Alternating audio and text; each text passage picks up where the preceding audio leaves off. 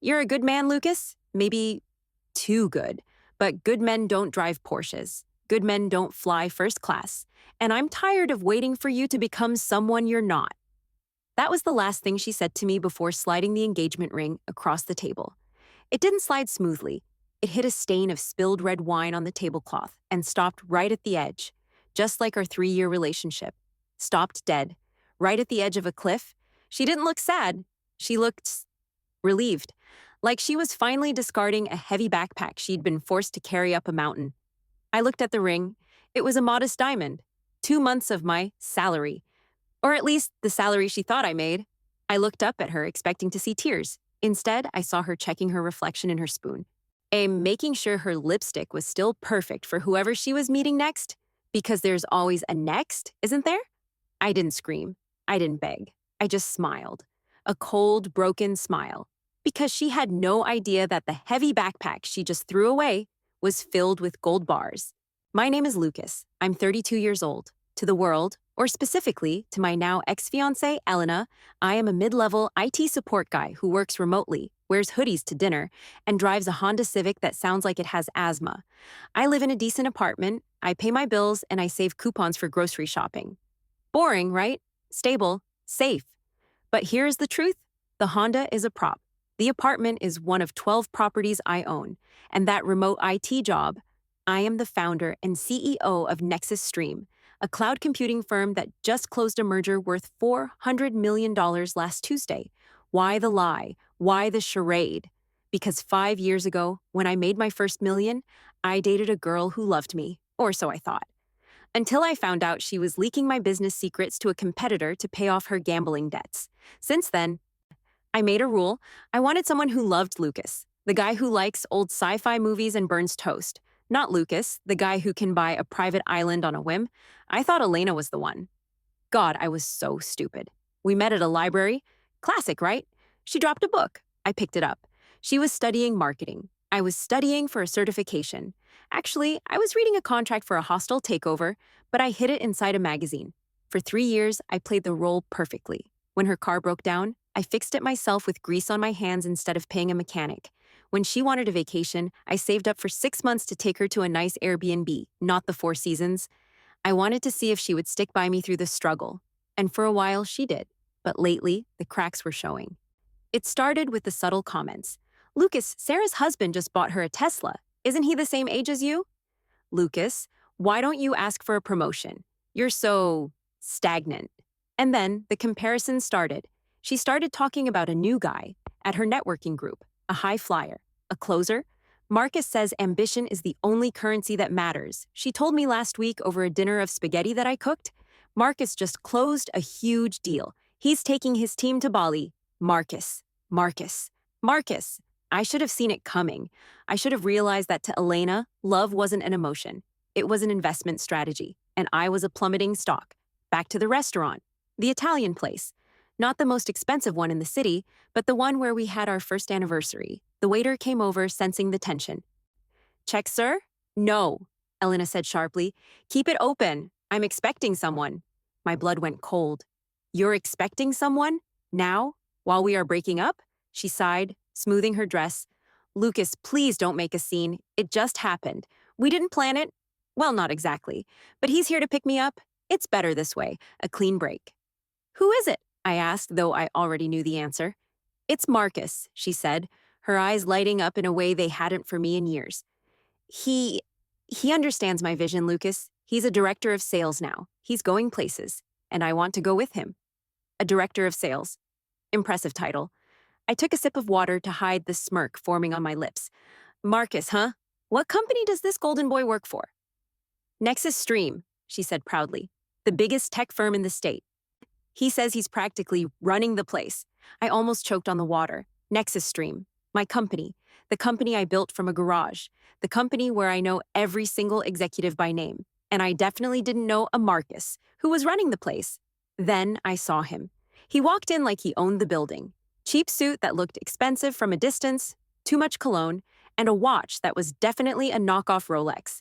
He scanned the room, saw Elena, and flashed a smile that was all teeth and no warmth. He walked over to our table. He didn't even look at me. He just put a hand on Elena's shoulder. Ready to go, babe. The Porsche's out front. Valet kept it warm. Elena melted. She stood up, grabbing her purse. She looked at me one last time. Pity. That's what I saw in her eyes. She pitied me. I'm sorry, Lucas, she said. And take the ring, sell it. Maybe you can fix your car's exhaust. Marcus finally looked at me. He looked me up and down, my faded hoodie, my scuffed sneakers. He let out a short, derogatory laugh. So this is the anchor you've been dragging around? Marcus sneered. Hey, buddy, no hard feelings. Darwinism, survival of the fittest. He threw a $20 bill onto the table. It landed right next to the engagement ring. For the drinks, keep the change. They turned around and walked out. I watched them go. I watched the other diners whispering, looking at me with sympathy. Poor guy, just got dumped for a richer man. I sat there for a minute, just silence. Then I slowly reached into my pocket and pulled out my phone. I opened my company's internal HR database. I typed in Marcus. There he was, Marcus Thorne. Regional sales manager, hired 3 months ago. Note on file, probationary period ends next week. Performance review pending. Practically running the place, huh? I looked at the $20 bill he threw at me. Then I looked at the engagement ring. I picked up the ring and dropped it into my pocket. I left the $20 for the waiter. I walked out of the restaurant. Through the window, I saw them getting into a leased Porsche Boxster. Marcus was revving the engine unnecessarily loud. Elena was laughing, her head thrown back, looking like she had just won the lottery. They didn't see me walk to the valet stand. They didn't see the valet rush over to me, bowing slightly. Mr. Sterling, the valet said, his voice respectful. Shall I bring around the Aston Martin? The black one?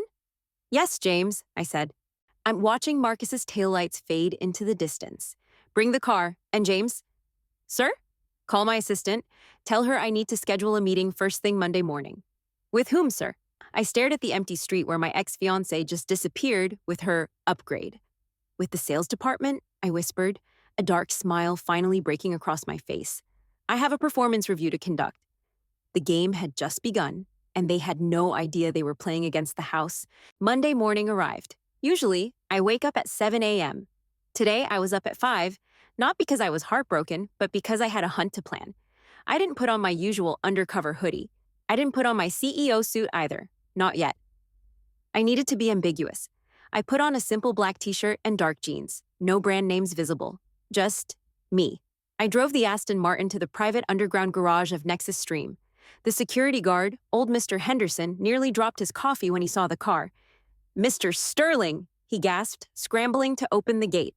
We didn't expect you. The schedule said you were remote this month.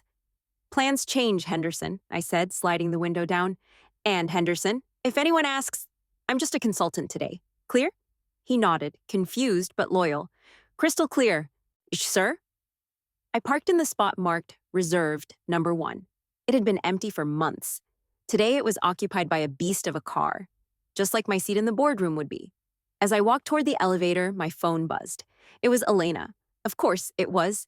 I looked at the screen. A picture. It was a selfie of her holding a Starbucks cup with Future Mrs. Director written on it. The caption read, Morning, Lucas. Hope you're not too hungover from your pity party. Marcus is presenting to the board today. He's going to be VP by noon. Just thought you should know what ambition looks like. Please don't contact us. I didn't reply. I just laughed. A dry, humorless laugh. VP by noon, I muttered to myself. She was right about one thing. Marcus was going to meet the board. But she was wrong about the outcome. I stepped into the elevator. I pressed the button for the top floor, the executive suite. But before the doors could close, a hand jammed between them. The doors bounced back open, and in walked Marcus. The universe has a twisted sense of humor. He was wearing the same cheap suit, but he had added a gold tie clip. He was on the phone, talking loudly. Yeah, baby, I'm in the lift. Yeah, I'm gonna crush it. The old CEO is a ghost. Nobody's seen him in months. Probably some old geezer on a yacht. I'll wrap the board around my finger. He hung up and finally noticed me standing in the corner. The recognition hit him slowly. First confusion, then annoyance, and finally, pure arrogance. Whoa, he scoffed, turning his whole body toward me. The ex-boyfriend. Stalker much? I didn't move. I kept my hands in my pockets, my posture relaxed. Good morning, Marcus. Oh, big day? He laughed, shaking his head. What are you doing here, Lucas? Did you follow me? Or are you here to deliver lunch? Uber Eats doesn't pay enough for the therapy you're gonna need. He pressed the button for the 41st floor. I hadn't pressed a button yet, since I had a keycard for the penthouse. To him, it looked like I was just riding along. I work here, I said simply. Marcus burst out laughing. It was a loud, barking sound that echoed in the small metal box. You? Work at Nexus? Doing what? Unclogging the toilets on level 2? He stepped closer, invading my personal space. He smelled of nervous sweat and aggressive aftershave. Listen, buddy, let me give you some advice. Leave the building. If I see you on my floor, I'll call security. I don't want your loser energy messing up my promotion vibe. The elevator dinged at the 41st floor. He adjusted his tie, looking at his reflection in the mirrored wall, ignoring me completely. Watch and learn, pizza boy.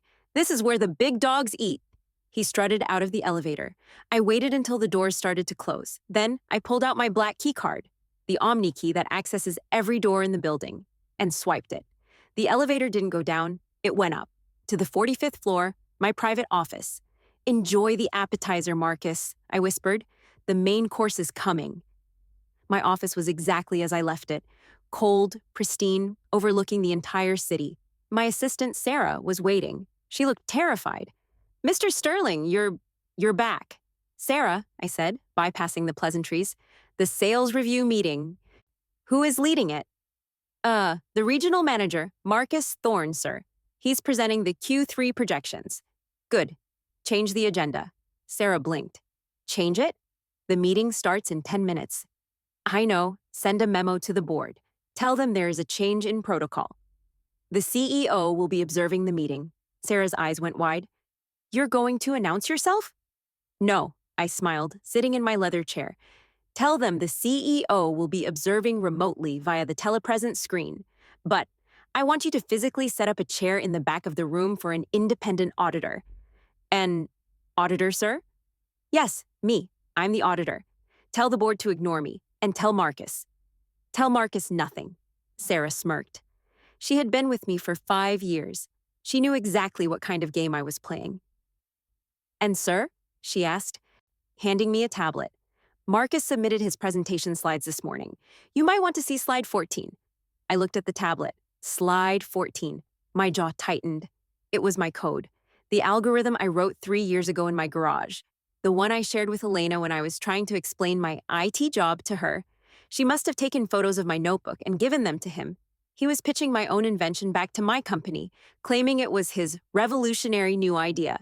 The anger flared up, hot and sharp. But I pushed it down. This wasn't just about a breakup anymore. This was corporate theft. He's not just a jerk, Sarah, I said, standing up. He's a thief, and today we're going to catch him red-handed. I took the stairs down to the 40th floor.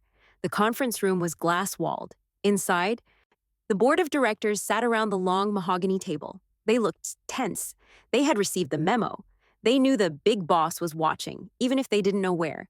Marcus was at the front of the room, plugging in his laptop. He was sweating, but he looked confident. He was high-fiving the VP of marketing. I opened the glass door and walked in. Silence. Every head turned. The board members looked at me, confused. They didn't recognize me. I had been a shadow CEO for so long, and with my casual clothes, I looked like nobody. Marcus looked up. His face went pale, then red with rage. You have got to be kidding me, Marcus snapped, dropping his laser pointer. Security! How did this guy get in here? The VP of operations, a stern woman named Mrs. Gable, looked at Marcus, then at me. Who is this? Mrs. Gable asked. I held up a hand before Marcus could scream. I'm the external auditor, I lied smoothly. Sent by corporate to evaluate the efficiency of this meeting. Please, pretend I'm not here. I walked to the back of the room and pulled out a cheap plastic folding chair I had grabbed from the hallway. I sat down, crossing my legs. Marcus looked like he was about to explode. This is my ex-girlfriend's stalker. He's crazy. We can't have a confidential meeting with him here.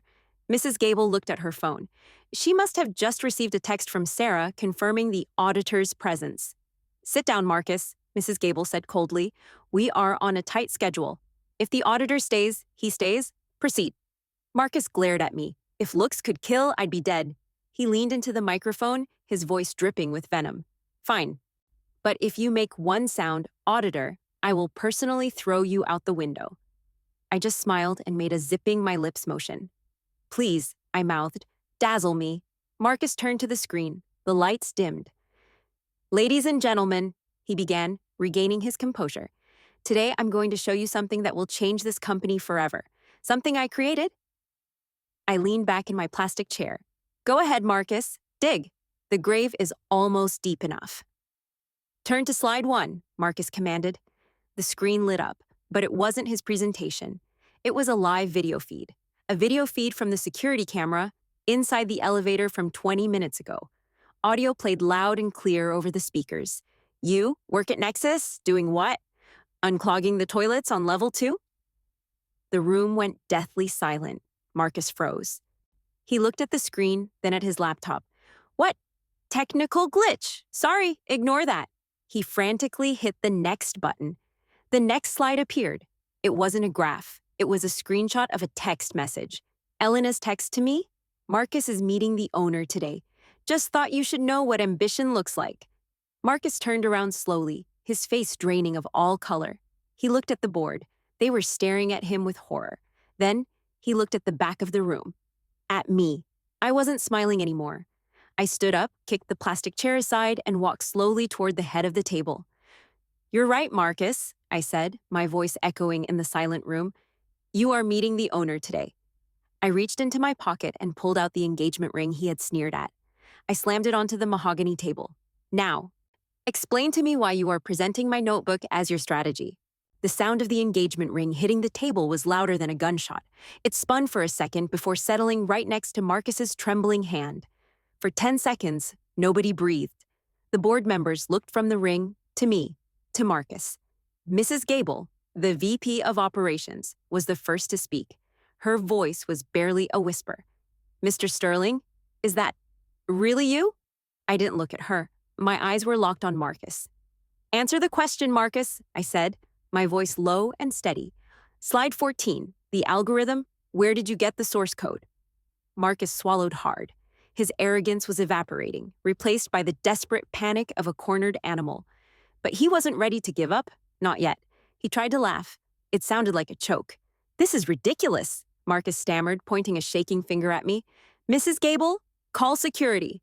This man is clearly mentally unstable. He's my ex-girlfriend's bitter ex who works in IT support. He's hallucinating. He looked around the room, pleading for an ally. Come on, you can't believe him. I'm Marcus Thorne. I doubled sales in the Northeast region.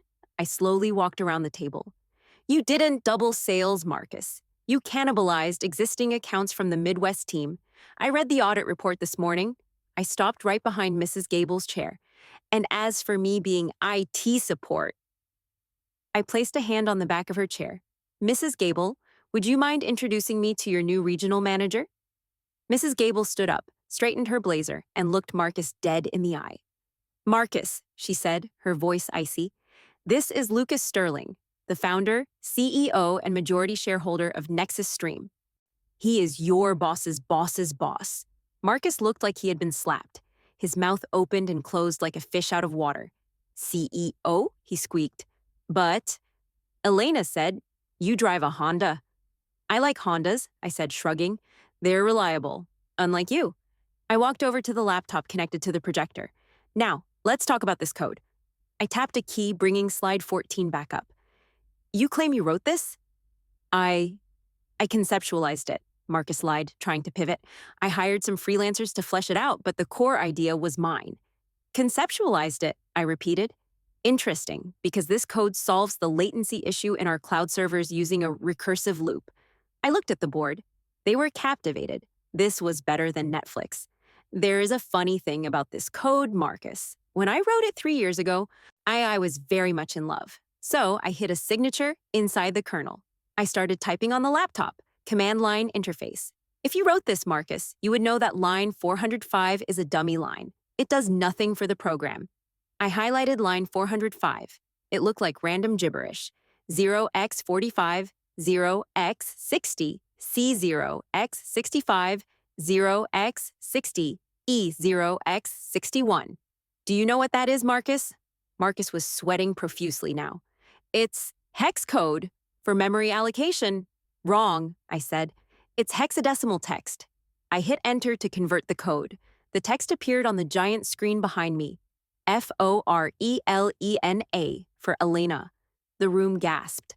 I wrote this for her, I said, feeling a pang of old sadness that I quickly buried. I named the project Project Elena in my private notebook, the notebook she stole photos of to give to you. I turned to Marcus. He was shaking. You didn't just steal my company's property, Marcus. You stole a love letter, and you turned it into a PowerPoint slide to get a promotion.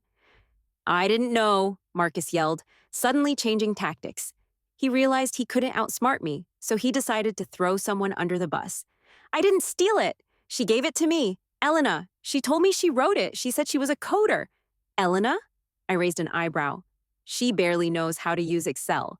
She lied to me too, Marcus screamed, pulling out his phone. She played us both, man. Look, I'll call her. I'll prove it. This was pathetic, but it was also perfect. Put it on speaker, I ordered. The board members leaned in. This was unprofessional, yes, but nobody was leaving. Marcus dialed. The phone rang once, twice. Hello, baby, Elena's voice filled the silent boardroom. She sounded cheerful, excited. Did you finish the presentation? Are we popping champagne? I'm in the lobby? My heart skipped a beat. She was here. Even better. Elena, Marcus shouted at the phone. The code, the cloud algorithm you gave me. You said you wrote it. What? Elena laughed nervously. Marcus, why are you whispering? Are you in the meeting? Just answer me, Marcus roared. Did you steal it from Lucas? There was a pause, a long, damning pause. Who cares where it came from, Marcus? Elena's voice dropped, becoming annoyed. Lucas is a loser. He had that notebook gathering dust for years. He was never going to use it. I did you a favor. I gave you the weapon to become VP so we can buy the beach house. Just take the credit and shut up. Did you get the promotion or not? Dead silence in the room. Every board member heard it. Confession, conspiracy, betrayal. I leaned over the phone. Hello, Elena, I said, a gasp on the other end. Lucas, why do you have Marcus's phone? I'm currently holding a performance review, I said cheerfully, and I have to say, your investment in Marcus is tanking. Rapidly. I nodded to Mrs. Gable. She understood. She pressed the button for security. I looked at Marcus. He was slumped in his chair, defeated. Marcus Thorne, I announced, my voice echoing with finality, you are fired for corporate espionage, theft of intellectual property, and gross incompetence. But wait, Marcus whimpered. And, I added, Nexus Stream will be filing a lawsuit against you for damages. My legal team is very expensive. Whilst I hope that director of sales salary you bragged about is enough to cover your defense, 2 large security guards entered the room. Escort Mr. Thorne out of the building, I commanded, and give him his box. I believe it contains a fake Rolex and a very bruised ego. Marcus didn't fight. He was too shocked. He let the guards grab his arms. They dragged him toward the door. Wait, I said. The guards stopped. He needs to leave through the main lobby, I said, a cruel idea forming. His fiancée is waiting for him there. It would be rude to keep her waiting. I looked at the board. Meeting adjourned. I'll see you all next quarter. I grabbed the engagement ring from the table and followed the guards. We took the elevator down, the same elevator where Marcus had mocked me an hour ago. Now he was weeping silently. The doors opened to the lobby. It was grand, filled with marble and sunlight. And there she was, Elena. She was holding a bottle of Dom Perignon. She was wearing a stunning red dress, ready for a celebration. She saw the elevator open. She smiled, raising the bottle. Surprise! She shouted. Then she saw the handcuffs on Marcus, metaphorically held by guards. She saw the tears on his face. And then she saw me, standing behind him, not in a hoodie, but standing like the owner of the world. I stepped out of the elevator, right in front of her. The guards pushed Marcus past her. He didn't even look at her. Elena dropped the champagne bottle. It shattered on the floor. Smash. Lucas? She whispered, her face pale as a ghost. What is going on? I stepped over the spilled champagne and glass. I stopped right in front of her face. I reached into my pocket and pulled out the ring. You forgot this at the restaurant, I said softly. I dropped the ring into her empty champagne glass she was still holding in her other hand. Clink. Security? I called out to the lobby guard. Yes, Mr. Sterling. Remove these trespassers and ensure they never set foot on any Nexus property again. Elena looked at the guard. Mr. Sterling? She looked back at me. The realization hit her like a freight train. The building, the company, the money. It was all me. I leaned in close, so only she could hear. You wanted a man with ambition, Elena? You got one. I just bought the bank that holds the mortgage on your parents' house. We should talk about interest rates sometime. I turned my back on her and walked toward the private exit. Behind me, I heard her scream my name. Lucas! Wait, I didn't mean it. I didn't stop. I put on my sunglasses. The game was over. I won. 3 days later, that's how long it took for the reality to sink in. I was back in my apartment, the modest one I used for my undercover life. I was packing, not because I was running away, but because I was finally moving back to my real home on the coast. It was 9 p.m. on a rainy Tuesday when the knock came. I knew who it was before I opened it. I opened the door. Elena stood there. She wasn't wearing the red dress anymore. She was wearing the oversized hoodie I gave her on our first anniversary. Her hair was messy, her eyes red and puffy, no makeup. It was a calculated look. She was playing the vulnerable X card. Lucas, she choked out, her voice trembling. Can I come in? It's cold. I didn't step aside. I leaned against the doorframe. You have 2 minutes, Elena. The moving truck is coming in the morning. She pushed past me, walking into the living room. She looked around at the boxes, at the half-empty shelves. She picked up a framed photo of us, one where we were eating ice cream on a park bench. We were happy here, weren't we? She whispered, clutching the photo frame. Before I got confused, before Marcus manipulated me. I let out a short, sharp laugh. Manipulated you? I asked. Elena, you're not a victim here. You were the architect. She spun around, tears streaming down her face. I was scared, Lucas.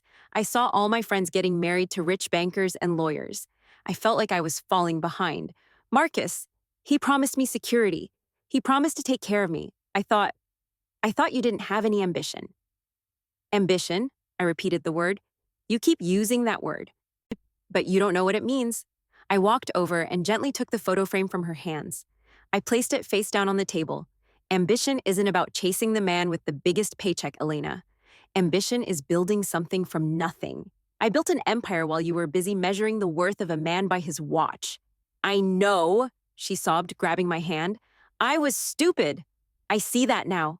But Lucas, I still love you.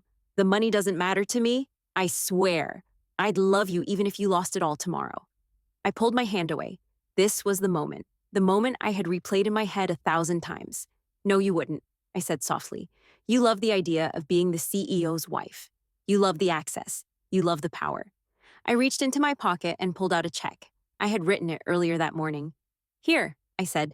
I'm handing it to her. She looked at it. Her eyes went wide. It was for $50,000. What is this? It's a severance package, I said coldly. Consider it payment for the 3 years of your time. Pay off your credit cards. Buy a new wardrobe. Start over. She looked at the check, then at me. Her hands were shaking. You think you can buy me off? She asked, feigning indignation. I'm not buying you off, Elena, I replied, opening the door. I'm refunding a bad investment. Now please leave. She stared at me for a long moment. Then her survival instinct kicked in. She folded the check and put it in her pocket. The tears stopped instantly. The mask fell off. You're going to be lonely, Lucas, she spat, her voice suddenly hard. You have all that money, but you're cold as ice. You'll never find anyone who loves you for you. Everyone will just want a piece of the pie. Maybe, I said, closing the door on her face. But at least I'll know who the rats are before I let them into the kitchen. The next month was a blur of legal paperwork. Marcus tried to sue, of course. He claimed wrongful termination. He went to the press, trying to sell a story about a tyrant boss, but he underestimated my legal team. We countersued for IP theft and breach of contract. We released the security footage of him admitting to the theft in the elevator. The lawsuit didn't just bankrupt him, it destroyed his reputation in the industry. Last I heard, he moved back to his parents' basement in Ohio. His LinkedIn profile now says, open to work, but nobody is hiring a thief. As for the company, Nexus Stream flourished.